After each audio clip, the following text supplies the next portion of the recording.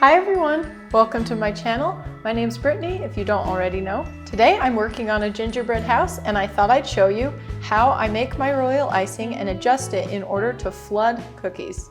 Before we get whipping up our icing, this is your friendly reminder to subscribe to my channel and click the notification bell so you don't miss any of my amazing, helpful, entertaining, wonderful videos. So we're first going to quickly whip up a regular batch of royal icing to stiff peaks. If you'd like a more in-depth tutorial of this, click the card above to have me walk you through this recipe. And because I'm using this icing to decorate a whole gingerbread house, I'm going to make a big batch, so I'm doubling my original recipe. And so I'm going to measure out 8 cups of powdered sugar, 6 tablespoons meringue powder, and 10 to 12 tablespoons of water. And then you'll grab out your mixer with the whisk attachment. And we're first going to put our powdered sugar in the bowl. Okay, I didn't make too much of a mess. And then we're just going to add in the meringue powder. Then go ahead and just put this on low to stir it together.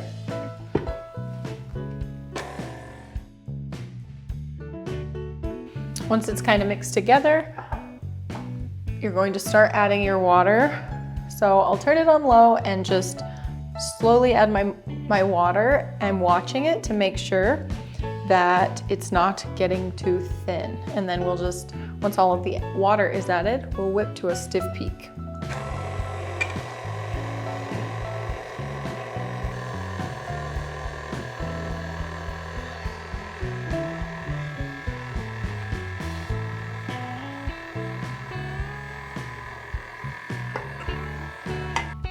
And once your frosting starts pulling together, you can up your speed on the mixer to medium.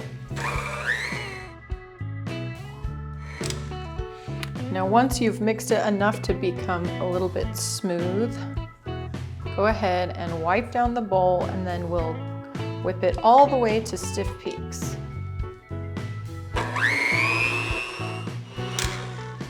All right, so as you can see, our royal icing is pretty stiff. It only takes a few minutes on medium to get it to stiff peaks. Oops. I'm just wiping down the bowl to make sure it's all completely mixed, and it's looking really smooth and really thick like this. So now that my icing's at stiff peaks, I'm going to adjust it for flooding. But I actually want to set aside some of the stiff peak icing for outlines and also gluing my house together. So I'm just going to quickly scoop a little bit in a separate bowl. And then I'm going to cover it with a damp cloth just to keep it from drying out. Now to adjust the rest of your icing, you're going to grab a little bit of extra water. We're not going to use all of that.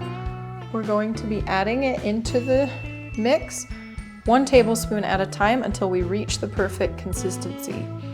I can't give you an exact recipe because it works differently depending on where you live and how your ingredients come together. So I will just show you what it looks like when it's right. So I'm just going to turn the mixer on to medium-low speed and start adding my water 1 tablespoon at a time.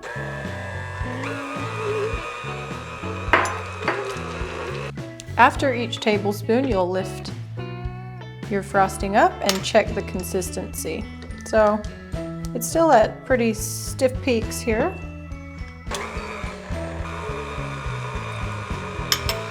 We'll check it again.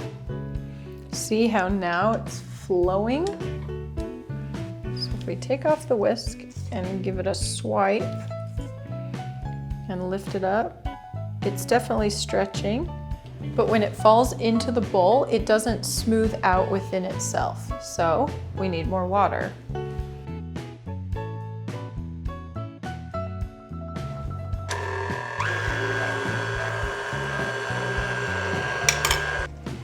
And when you're mixing, you're basically just mixing long enough to get the water completely incorporated. We've already whipped the mixture to stiff peaks, so now we're just adjusting. So I'm just stirring it to make sure everything's mixed in from the sides. And now we can check the consistency again. So this time, if I grab some on my whisk and hold it, let's watch to see how long it takes to smooth itself out in the bottom of the mixture. And we can see now we've added more water. It is starting to settle in on itself.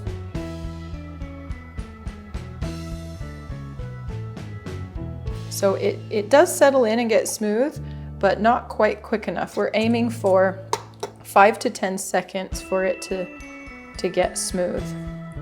So we're going to add more water, but we're only going to add a half tablespoon this time.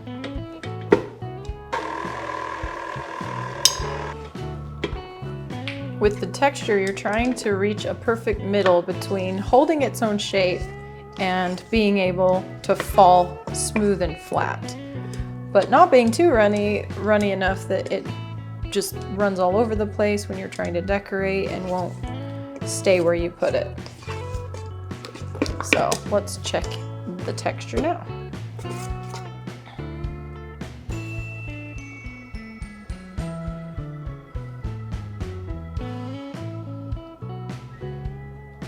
Getting smooth again, but still not quite quick enough. So I could have added a full tablespoon rather than just a half last time, but I think if we add one more half tablespoon, it'll do it this time. All right, this should be our last check because I think I finally got it. So look at how quickly it's falling in. And we'll wait to see if it gets nice and flat. Yeah, it is settling into itself really good. So that is perfect.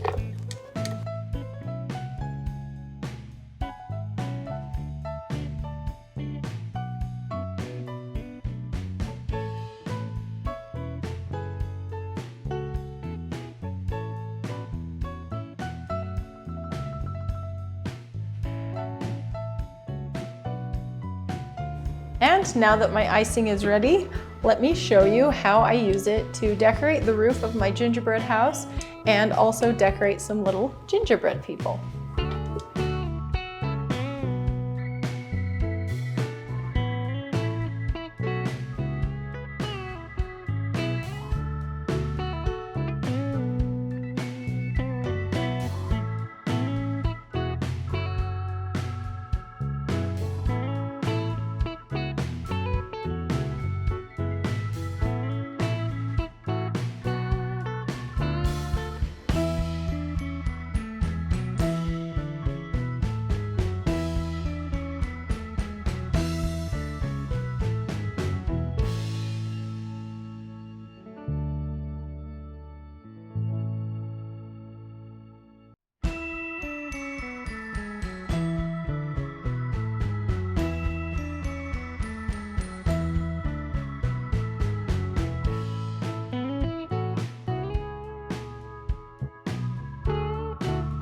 And there you go. That's how you make royal icing and adjust it for flooding cookies. If you found this video helpful, please give me a like down below. And if you haven't subscribed yet, today's the day. If you'd like to learn how to make realistic and clear edible windows for a gingerbread house, click on this thumbnail. And to learn something else that's sweet, click on this thumbnail. Thank you guys so much for watching. I will see you in 1 week. Bye!